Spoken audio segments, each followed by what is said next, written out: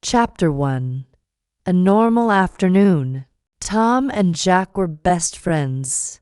They were both 16 years old and lived in a small town. Tom was tall and liked football. Jack was shorter and loved video games. They always spent time together after school. One warm afternoon, they walked home from school, eating ice cream. Tom laughed loudly. "Jack, you are so bad at football. You can't even kick straight." Jack pushed him. "Maybe, but you can't win against me in video games." They argued playfully. Like always, on the way, they passed an old bookshop. The shop was small and dark, with a dusty window. A sign said, "Magic books, old and rare." "Magic?" Jack said, smiling. "Do you believe in that?" Tom shrugged. "Of course not. But maybe we can look inside." They entered the shop.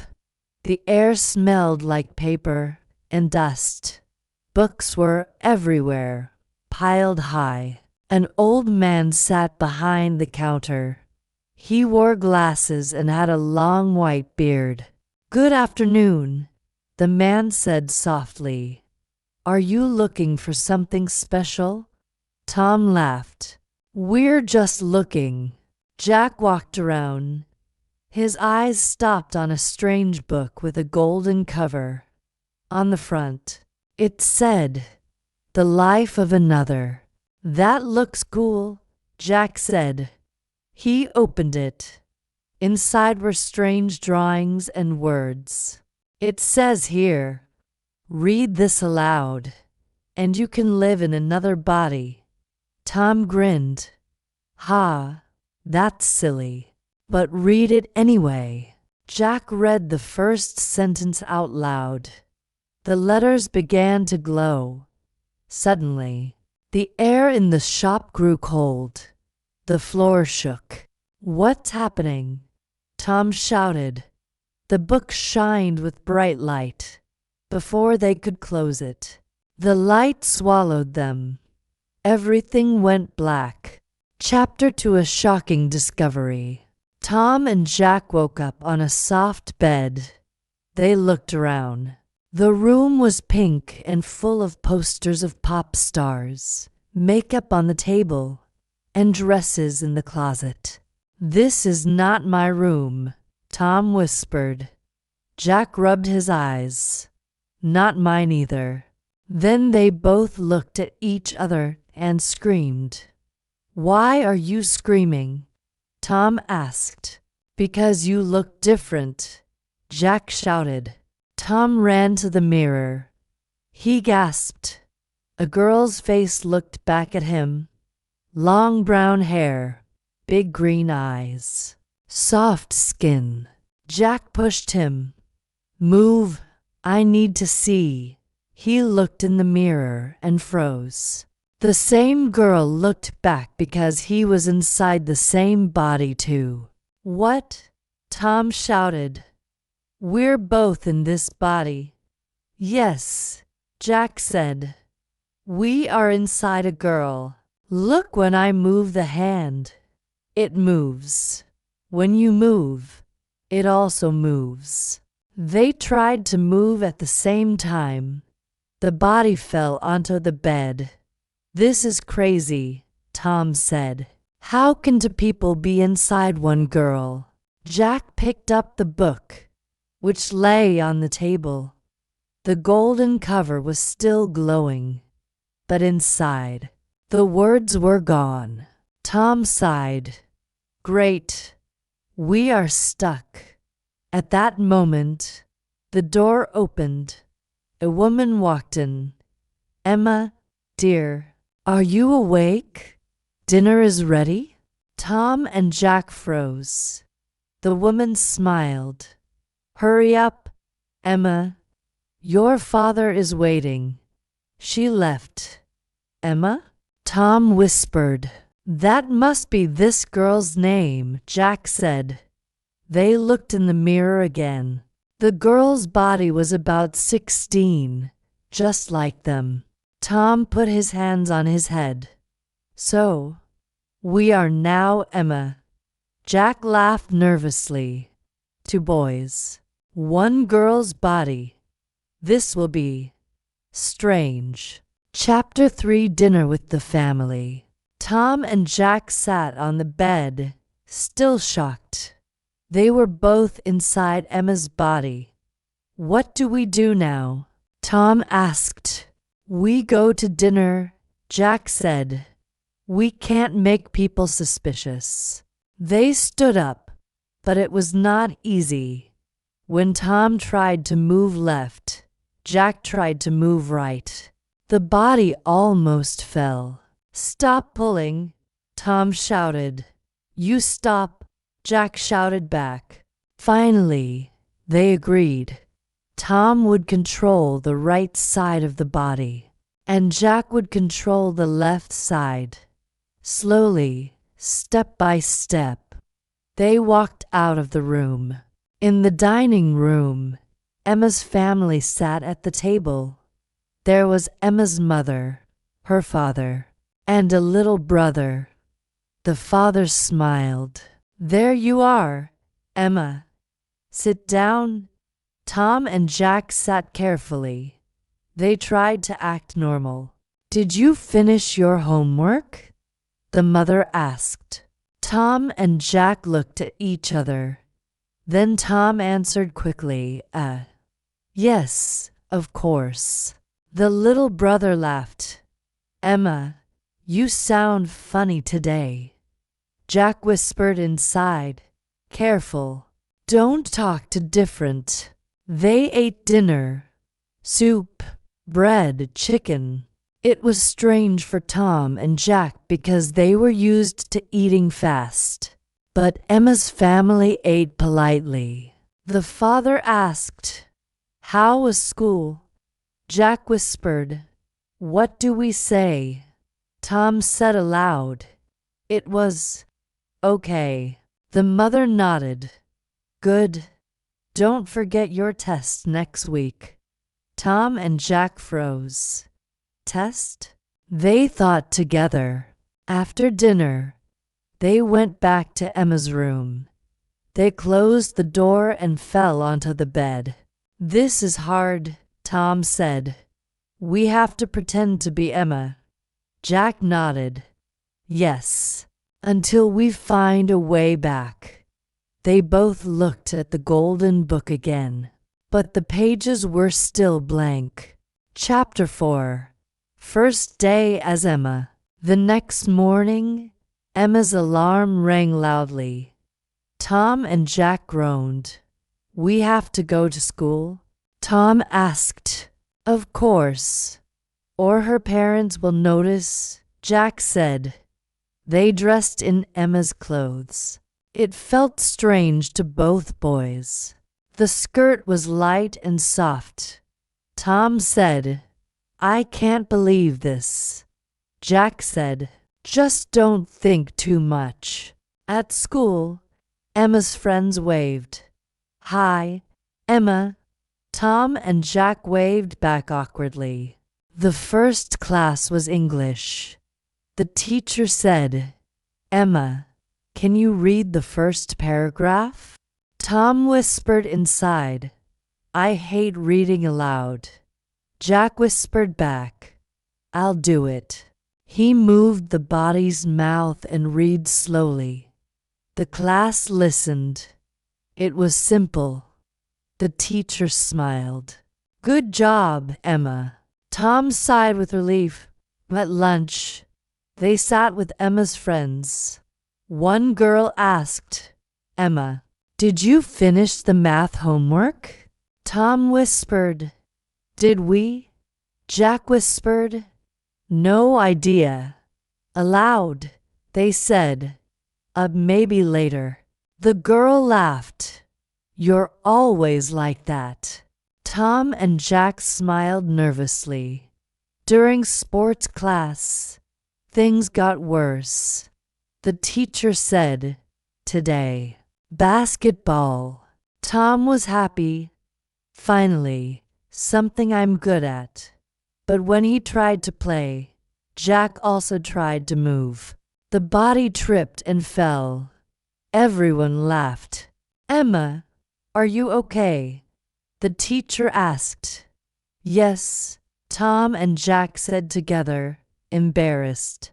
After school, Emma's friend Lisa walked with them. She talked quickly about boys, movies, and fashion. Tom and Jack did not understand half of it. When Lisa asked, "So, do you like Daniel?" Tom whispered inside, "Who is Daniel?" Jack whispered back, "No idea." Aloud, they said, Maybe." Lisa giggled. "I knew it." Tom groaned and sighed. This is getting complicated. That evening, back in Emma's room, they lay on the bed, tired. "We have to control this better," Jack said. "Yes," Tom agreed. "We need rules." They wrote on paper. 1. Take turns talking. 2. Take turns moving. 3. Don't argue in front of others.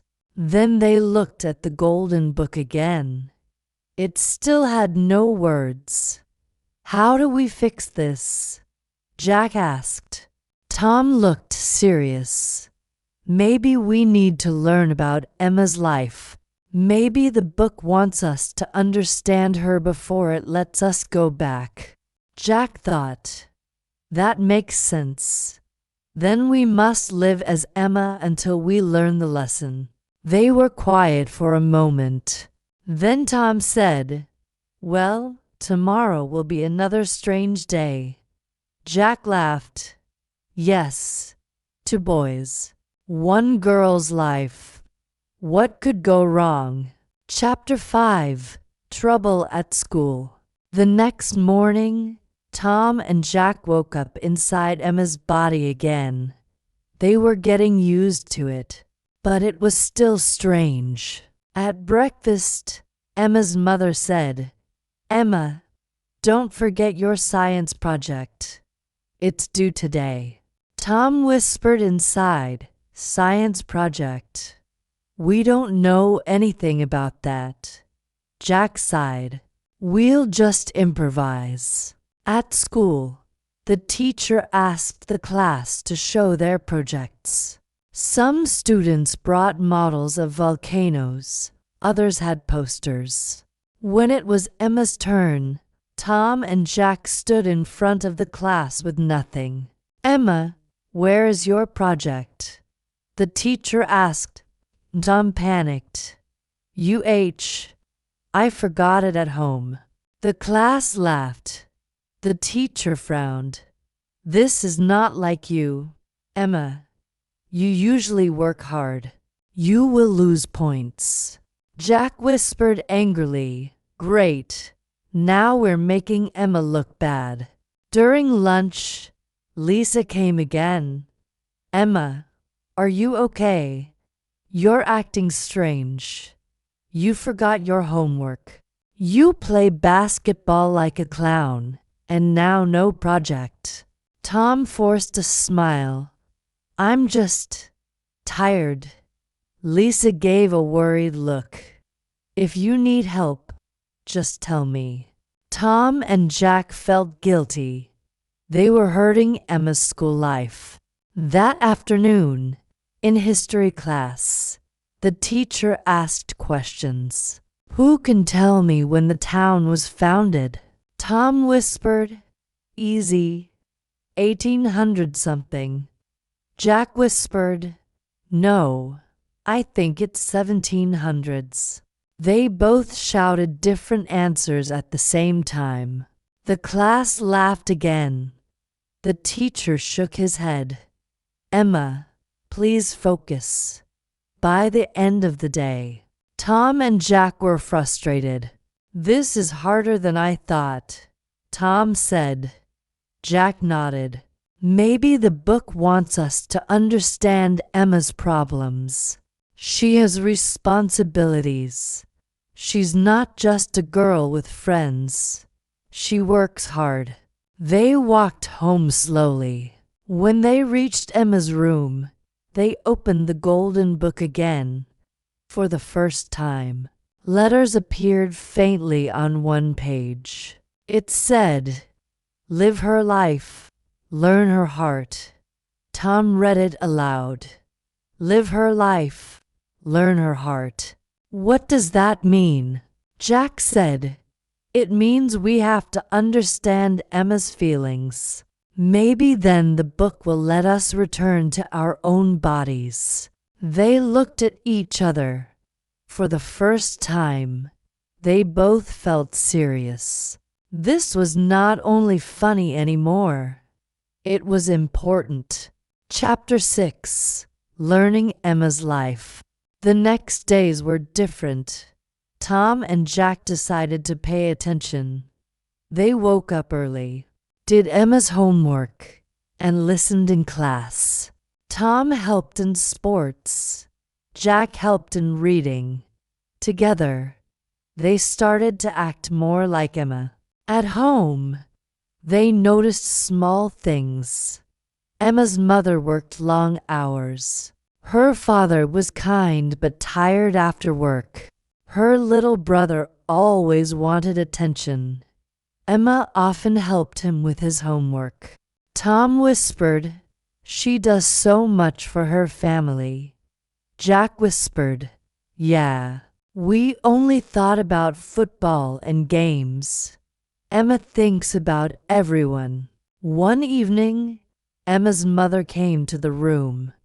She looked worried. "Emma, are you okay? You seem different this week. Sometimes you're funny, sometimes serious. But I see you trying hard. I'm proud of you." Tom and Jack felt warm inside. Nobody ever said that to them before. At school, Lisa asked again, "Do you want to hang out after class?" Tom wanted to say no. Jack whispered, "Wait, maybe this is important." So they agreed. Lisa took them to her house. They talked, did homework, and ate cookies. Lisa said, "Emma, you're my best friend. You're always there when I need you." Tom and Jack were quiet inside. They realized Emma was not just a girl. She was a good friend, a good daughter, and a good sister. That night, when they opened the golden book, more words appeared. It said, "Friendship is trust. Family is love. Respect every life you enter." Tom whispered, "It's teaching us." Jack nodded. "We are learning." But then, the letters on the page changed again. A new message appeared. "The final test is near." Tom and Jack looked at each other nervously. Final test. What could that mean? Chapter 7. Epilogue. The next morning, Tom and Jack felt strange. Their heart was beating fast inside Emma's body. They didn't know why. At school, things seemed normal. But during lunch, a boy walked up to them. He was tall, with dark hair. Lisa smiled. "Hi, Daniel." Tom whispered inside, "Oh no, that's the boy Lisa asked about." Daniel looked at them. "Emma, can you help me with homework later?" Tom froze. Jack whispered quickly, "Say yes." Sure," they said together. Daniel smiled and walked away. Lisa giggled. "He likes you." Tom and Jack both felt embarrassed. But deep inside, they also felt respect. Emma's life was full of small secrets, hopes, and friendships. It was not easy. That evening, back in Emma's room, they opened the golden book again. The pages were now full of light. The words appeared clearly. You have lived her life. You have learned her heart. Now you may return. Suddenly, the room shook. A bright light filled the air, just like before. Hold on, Tom shouted. The light grew stronger, and then darkness. When they opened their eyes again, Tom and Jack were lying on the floor of the old bookshop. The golden book was closed in front of them. They looked at each other. They were boys again. Tom touched his face. It's me. I'm back. Jack laughed with relief. Me too. No more skirts. They stood up quickly. The old man at the counter looked at them with wise eyes. So, you read the book? Tom nodded. We lived in someone else's life. The old man said, and what did you learn? Jack answered softly that every life is difficult in its own way, and that we must respect it. The man smiled. Good. Then the book has done its job. Tom and Jack left the shop quietly. Outside, the sun was shining. They walked side by side. Tom said, I'll never forget this. Jack nodded. Me too. Maybe we were just two stupid boys. But now we know more about friendship, family, and respect. Tom grinned. And about skirts. They both laughed. Life went back to normal. But Tom and Jack were not the same anymore. They carried Emma's strength in their hearts. And somewhere, in the old bookshop, the golden book waited for the next reader.